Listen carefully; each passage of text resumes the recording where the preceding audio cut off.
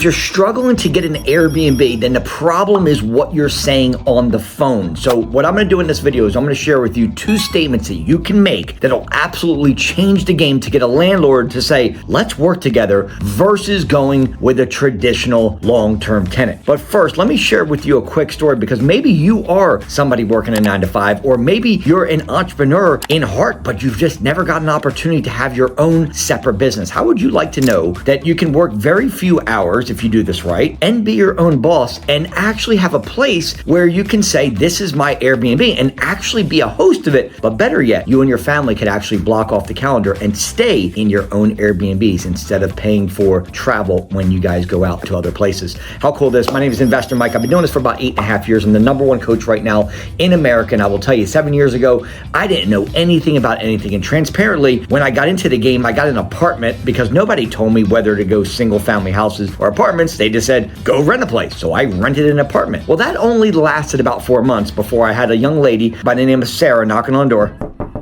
And she said, Mike, we're not doing this. There's an HOA community here in this apartment complex, and you're out. And I thought, at that point in time, I thought it was too easy to be true. And so literally furnished a place, had the place completely ready, got it on, and wasted about 3 or 4 months of my life to find out that I was in an area that I could not even do it legally. So we got out of the place. 7 years later, today, we're picking up 4 to 5, 6 units at a time in apartment complexes. But I don't want to teach you that type of corporate leasing yet. What I'm going to talk about in this video is, what do we say on the phone? And I'm also going to share with you 3 things I wish I would have known better about. I wish I would have known. This is going to save you a lot of time and a lot of money by giving you these 3 things that are going to really help you propel yourself. First, to get a landlord to say yes, and then some certain things that you need to do inside your Airbnb before even launching. That being said, let me share with you 2 things from the psychology of a landlord. Landlord purchased a property. They want to use their property as an asset for their retirement. Your job is to learn the psychology of a homeowner and say,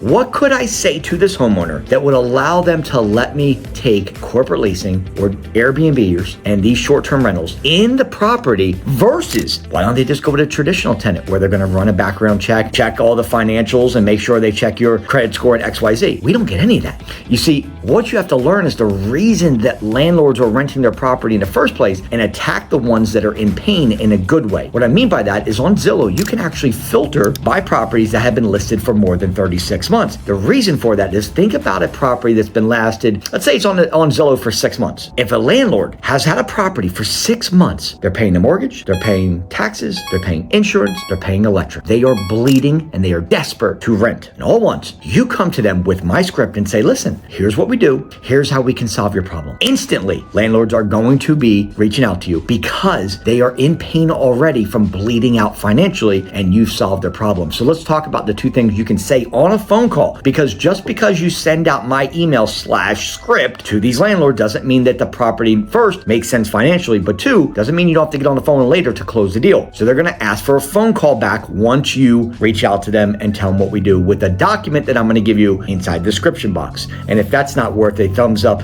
and a subscribe, then I don't know what is, because I'm going to give you the actual script where landlords will be eating out of your hand to work with you. And if you want that, hit the subscribe button and hit the like button. Share this with somebody you love as well, who may be trying to get into Airbnb business, because I'm the best in the game, guys. Okay, number 1, what do we want to ask? There's 2 statements that are very important. Pay close attention. The first statement that you want to say to a landlord is this: Mr. Landlord, we are a corporate leasing company. Now, why did I not say Airbnb? The reason you don't want to pitch Airbnb on the very first call is because of the negative stigma that Airbnb has based on the news. ABC, Fox, NBC, and all these different news channels have put Airbnb to make it believe that it's this big party town and people are going to go in and do drugs and trash your place. That could not be further from the truth, especially if you know how to filter the right high caliber people, like I teach my students. That being said, you say corporate leasing company. The minute they hear Airbnb on the first call, they're already turned. They're not listening to anything else you said. As sad as that is, they're not. So what we want to do is, we are a corporate leasing company. We have travel nurses, doctors, chiropractors, business professionals. Sometimes they stay for 2 to 3 days. Sometimes they stay for 2 to 3 months. What did I just tell a landlord there? Short term and mid term. Now, Mr. Landlord,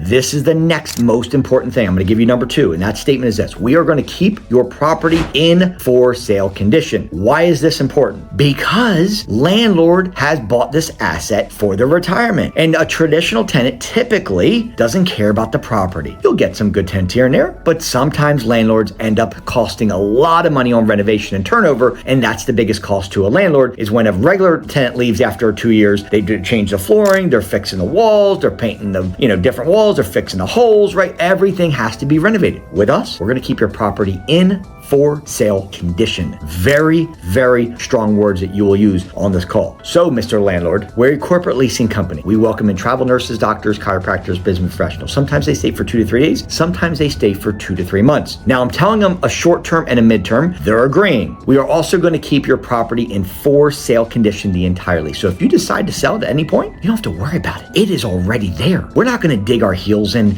and you have to worry about eviction because we don't live in the property. We would walk away. Now, what else do? We have our professional maintenance crew and our cleaning crew that comes in once a week. So the cleaning crew comes in once a week to deep clean the property. I'm instantly telling them that our property is going to stay immaculate the whole time. The maintenance crew that comes in this is a bonus. You can say something like, we handle all the small minor maintenance on the property the entire lease. Now you tell me what traditional tenant is going to handle all the minor maintenance. They'll call the landlord if a light bulb goes out.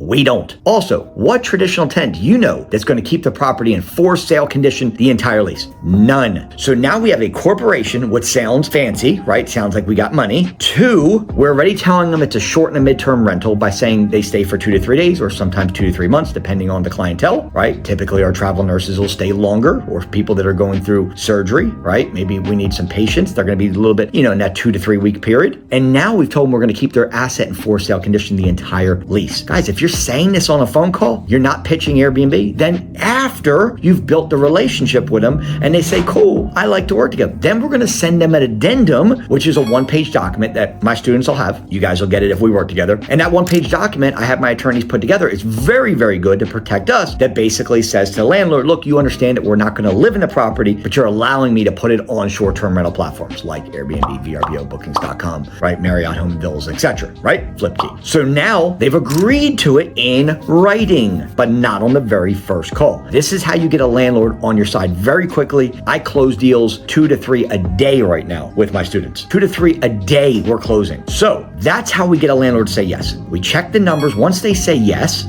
okay, once you send out the script, you want to check the numbers in airdna.co. My students also get that software. I pay $2,000 for the year up front. They also get that. You'll check the numbers there. And then after you check the numbers to make sure that the market grade is good, above 60, goes from 0 to 100. You also want to make sure the occupancy is above 60%, market grade above 70, occupancy above 60%, more than 250 people in that city that are doing Airbnbs, but less than 10,000, and make sure your average daily rate is above $150. If it falls into that category, okay, and the numbers look good because you've taken the revenue and you've divided it by 12, and now we know the monthly, and you've removed $800 for cleaning and expenses, and you've removed and your utilities, and then you removed your rent, and if that number that you come to, taking your traditional, here's what you do. The gross revenue, it's going to tell you on that property once you put the bedrooms and bathrooms in the AirDNA, okay? You took the address, you put it there. It'll have the revenue. Then we divide that number by 12. So now we know what our gross monthly is. Remove $800. That includes cleaning and utilities, and that's about an average. And then you want to remove your rent payment. After that, you've done those calculations. That number should be $1,500 or higher. If it's not, my students, I don't even tell my students to move forward. If it's more than $1,500, we've got a good property in a decent area that we should do well on Airbnb. Okay, so now you guys know the market grade. You know what you should be looking for in the market. You also know how to do the numbers. You also should be looking for properties around hills, hospitals, hotels, and H2O, which means a property with a pool or hot tub. Now, what would I wish that I have known prior? So look, now we've checked the numbers. Now you know what to say on the phone with the landlord, and now we can move forward with what I wish I would have known prior to getting into Airbnb. And I will tell you the smart lock is by far the best decision you ever made. The last thing you want to do is have a regular lock on your door, and then people go in for Airbnb, and then they leave, they go to the beach, they go to the bars, and they come back and they lost their keys and they can't get in at 2 o'clock in the morning. They're calling you and saying, hey, I need you to come by and open up the door. Last thing, smart lock, number 1. Number 2, you should have 2 to 3 pairs of sheets, minimum, because things happen. Spills miracles happen. People eat in the beds. People do, you know what else in the beds? And you want to have extra pairs of sheets and linens for every bed. You will thank me later on this one. Also, had I known earlier, I would have went into single family, not apartments first. So I would be looking for a single family house between the $1,700 and $2,500 a month range, single family. And I would have picked areas like Nashville. You know, I would have picked areas like Jackson Beach. I would have picked areas like Savannah, Georgia, Scottsdale, Arizona, Pigeon Forge, Fort Lauderdale. I'm giving you some good markets, guys. If this isn't worth a thumbs up and a subscribe yet, this gave you the game right there, okay? So you guys, listen, this is what I would have done earlier. And I would have known to put a hot tub. All my students put hot tubs in the property. All I do is ask the landlord, listen, would you be opposed to me putting a hot tub? Doesn't require any electrical, doesn't require any plumbing. It plugs in like a hairdryer. Put it in the backyard. We'll remove it when we leave. No, not a problem. Every time. Now, why is this beneficial? Because a hot tub is the number 2 searched amenity in Airbnb. Number 1 is a pool. Can't put a pool there? You got a hot tub. You don't want to dig out a pool. Now, you could do an above ground pool because you can get them for like, $800 to $1,000. Right? We're like a 17 long, 5 feet deep, and we're actually testing that theory as we speak. But for right now, my students are just getting hot tubs for $500 online. You get that, put it in the back, and you can raise your rent somewhere between $20 and $30 per night, which means to me, it is the single best investment you'll make in Airbnb because you will be able to drive your prices up somewhere between $20 and $30, which means it pays the hot tub off in the very first month on average. Game changer, right? So with all this being said, guys, you know what you need to do. Now you know how to talk to landlords. You know why the psychology of what you're saying. And if you'd have done these 3 things before looking at this video, go back through it 100 times if you need to. I really commend you to watch this video right here 20 times, because if you do, you'll have everything you need of what areas to go into, how to talk to landlords, what are some things you need to do inside the property, and you'll know exactly where to start, okay? Get an LLC, get moving, start that process there, and then it's simple about going on Zillow and then filtering properties that have been listed for a long time so the landlords are in pain. Take one of the cities in this video, post it there, start searching for properties around hills, hospitals, hotels, or anything that has a pool or a hot tub at it, and now you know what you need to do once you reach out to the landlord. You reach out to the landlord and you say, we're a corporate leasing company. We have travel nurses, doctors, chiropractors, business first work, and keep your property in for sale condition the entire lease. We have a professional cleaning crew that comes in, a maintenance crew that comes in once a week to make sure we deep clean the property. It's going to be in better condition when we leave than it is right now. And the reason for that is because we deep clean the property consistently. If you ever decide to sell the property, Mr. Landlord's going to be in for sale condition the entire lease. I'm looking for a 2-year lease to show you we're serious. We're ready to put our deposit down now. Can we put together a deal? Now you guys have that right there. If you need any help at all, put the word Airbnb in comments, and Investor Mike will walk you through every step you need to help you along this journey. I'm the best in the game and the only person that goes live on TikTok. You guys can find me there at Investor Mike, and I'll share with you guys some of the secrets there. I'm telling you, listen, I will help you. I want you to win. God bless. Be safe. Let's roll.